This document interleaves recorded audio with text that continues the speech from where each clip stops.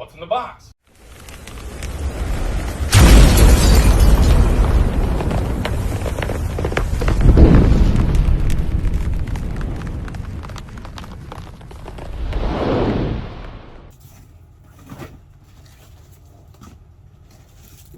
I got this from Dennis, Denny Bob's Ag and Construction Conversions.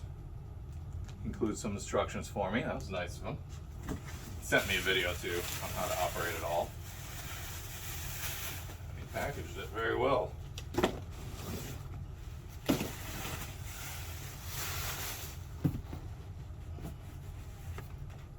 Here is the radio, it appears. Operates on a Fly Sky. I'm not the best with using these radios. I'm going to switch a little of his mixing, switch channels from side to side. They're pretty easy to use. And you probably can't read that, but it says Deere 772B. If you know what that is, you know what's in the box.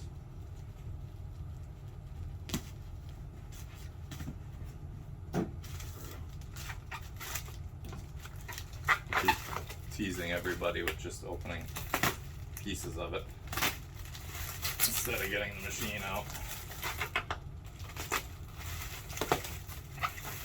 This here is the nose weight. And it's pretty stout. I bet that's all of 5 pounds at least, so it's a pretty good chunk of metal. Just drops on the front of the unit. What is in here? Oh, even sent a battery. I didn't know that was coming with it. This thing came fully RTR.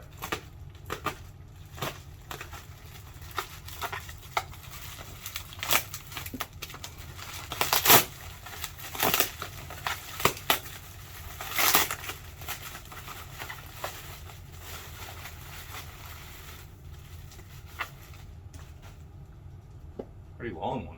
Longer than standard.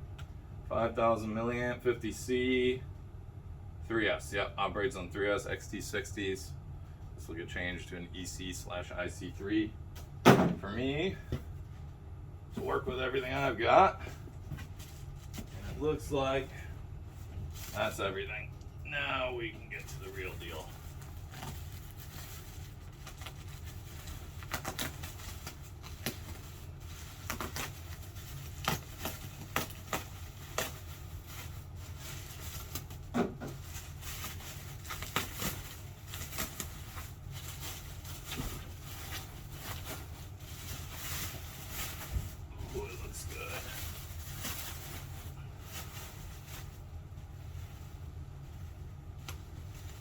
And there it is. A Deere 772B Ertl. All metal for the most part. Typical die-cast, awesome Ertl stuff like the tractors and everything. All converted to work as a legit grader. I've seen video of this working. Does a good job. It's got lights, beacon lights on it. I can operate it with or without the weight on it. Alright, so we've got this thing out, plugged in, set up, ready to go. It's pretty awesome. You always take a risk with custom stuff like this. Some of it looks good and isn't that good, and some of it looks good and is. This thankfully was the rarer type that actually is really well done throughout. There's a few things like some paint work and stuff that I'm just going to touch up on bolts and hinges just to scale it out that much more, because that's how I roll. But let's see how these functions work. So the beacon lights operates on the VRB switch. It's got a few different options. I like that you can just leave it off. It's got headlights right there, tail lights in the back. There's even a little fan back here we'll show you closer later. So those function and work well. The pitch for the blade is SWV. That pitches around centered each way. It's not constantly adjustable, but I think that'll work perfect the way it's set up for me. What do we do next? Next will be forward and backwards, nice and smooth, works really well. It does have, we'll show you if you've ever heard of it, in the 80s, particularly 90s, we called it clod stall, where when you have front and rear motors and they're wired together, you'll lose voltage, very much like a differential. All your voltage will go to the motor with no traction that's not trying to do the work, and the motor that's trying to do the work won't do anything. So there's a great example. As you can see, it lifts up and only the back wheels spin. But as soon as I do this, we got them all going. So that's just when things get wired up that way, it stalls out. But I like that because it's kind of a stops it from binding and breaking stuff deal. So it's a bit of a safety. I think it's wonderful. Self-centering linear actuator in the front for steering. It's not lightning quick by any means, but the real steering isn't either. And sitting on this carpet with the weight over it, the whole weight of the machine, I haven't weighed it, it's probably 12, 14, 15 pounds, somewhere in that range. So for it to move that, it does well. And it will creep pretty slow. And it goes plenty fast now. So now one of the coolest parts, you have to do this under power, is it'll crab out for you. And right here in the center of the pivot, there's a servo that turns the whole front end. So it goes either way. And we go the other way.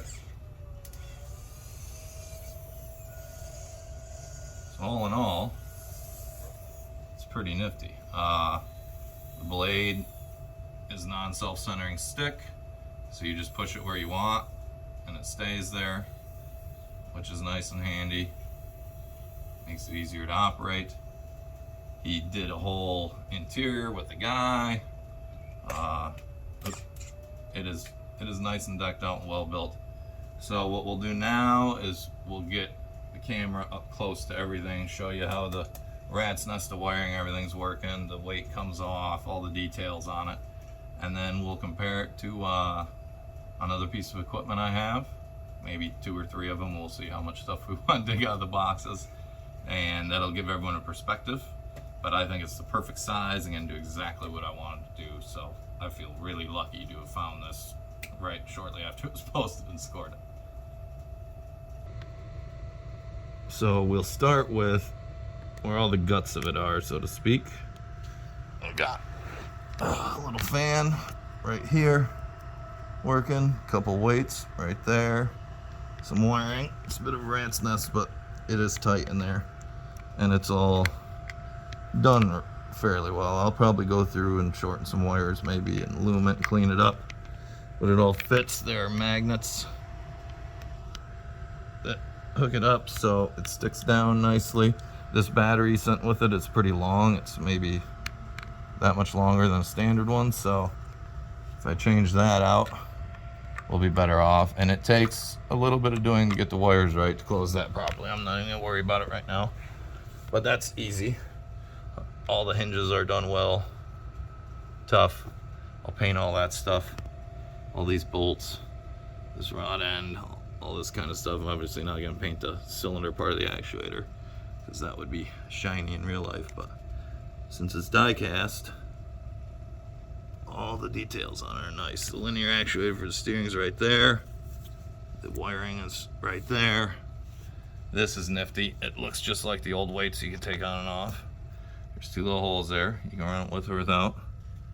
A couple of screws used as pins. It's filled with lead shot, I think, or something like that. I think it's too heavy to be sand. It's got the RC 4-wheel drive military wheels and tires on it. They used to make, I don't think they do them anymore. Walking beams in the back all work nicely. It does very well. Girder guy fits in there.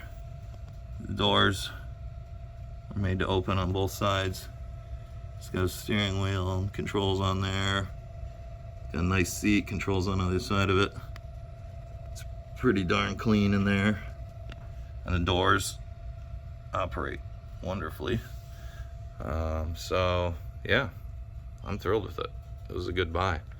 So we'll get some other toys out now and let you get a comparison of what it's like in size to those and how well it's going to fit. All right, so here they are in comparison.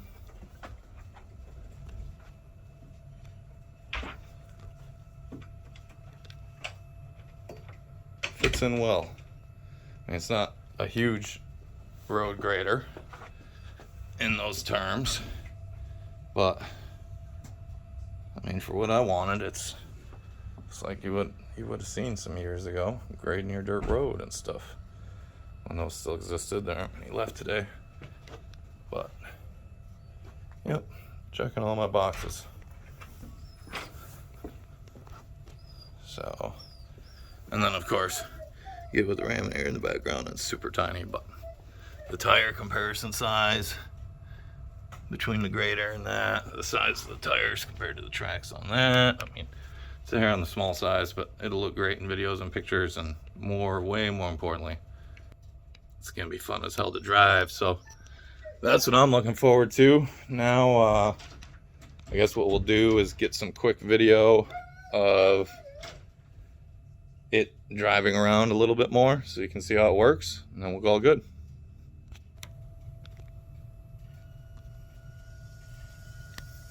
So here we go.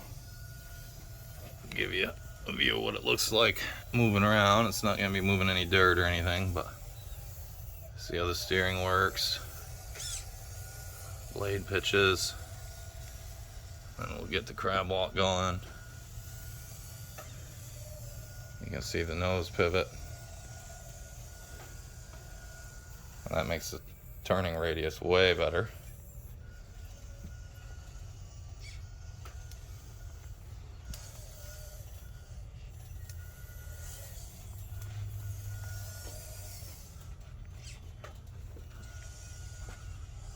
So the nose pivot went the other way.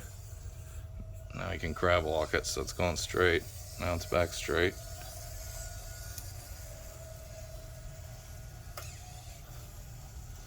I think I'm going to upgrade that pivot servo. I believe it's a standard size servo, so we'll probably put a Reef's 1100 one wire in there, and that'll give it power for days. And then even in super high traction, no matter what, it's not going to struggle.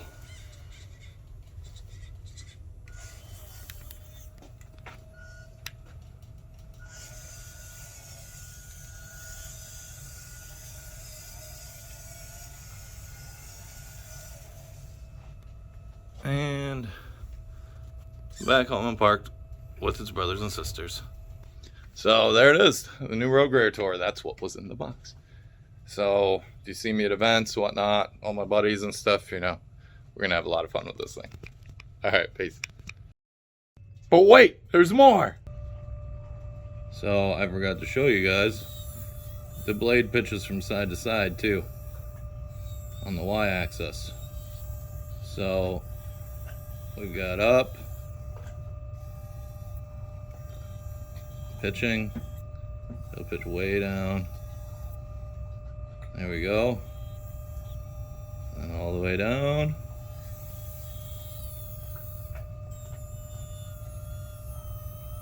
And it'll lift the whole rig even, pitching it. So, that's the last function on her.